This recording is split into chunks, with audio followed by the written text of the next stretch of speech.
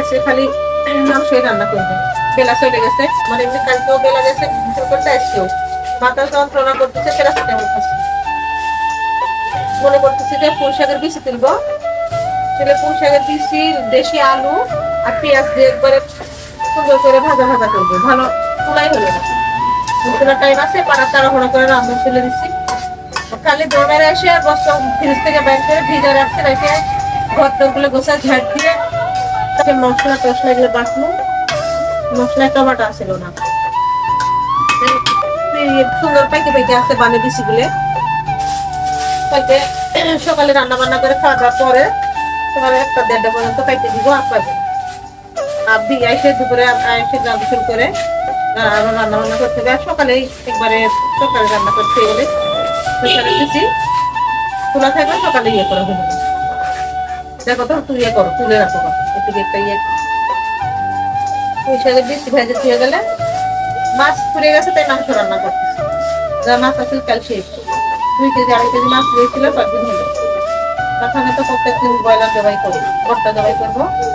আজকে কি বার গেল? রবিবার, সোমবার, মঙ্গলবার করি। পুঁই শাকের বিচি দিলে এখন পুঁই শাকের বিচি, দেশি আলু আর পেঁয়াজ দিয়ে ভাজা ভাজা করলে হ্যাপি লাগে। 3টে মানে হচ্ছে গাছে পানি দিন খুশি বারে ভরে গেছে, সময়ের মতো ইয়ে হচ্ছে পুঁই শাকের বিচির দোকান। কাঁচা মরিচ ছাড়া আমার ভালো লাগে না, কাঁচা মরিচ আছে না দুধে দিয়ে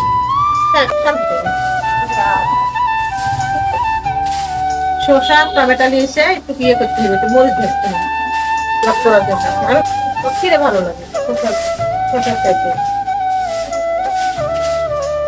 পাতা খড়ি দিয়ে রাখতে ফেলতে ফেলতে ঝালের গুঁড়া নিয়েছে, যেগুলো ঝালের গুঁড়া, কাঁচা মরিচ, আদা, এগুলো হচ্ছে তিল, শুকনো মরিচ, মশলা আছে যে মশলা সাল বাকলা ঘোড়া, কিন্তু সাদা ফল ফুলের আসলে হলো আছে কয়েকটা। আর দিন আমার কাছে চাই মুরগির ভাত খাওয়ার উপরে চাল দেওয়া লাগে, আলাদা চাল দিতে হবে জন্য। এবার সাদা মাংস খেতে ভালো লাগে। 2 কেজি ফিরলে 5 কেজি চালের মধ্যে মিশ করে দিয়ে দেবে। ফিরটা খাটি চানা ভাত, চাল পা ভাত এগুলি ভালো খায়। বড় ব্রয়লারের স্বাদই আলাদা। বাড়ির ভাত খাওয়াইনি, চাল খাওয়াইনি, তরকারি খিচুড়ি সবজি, মাংস খেতেও ভালো লাগে। সব তরকারি গরু মাংস সব করে ভালো থাকে।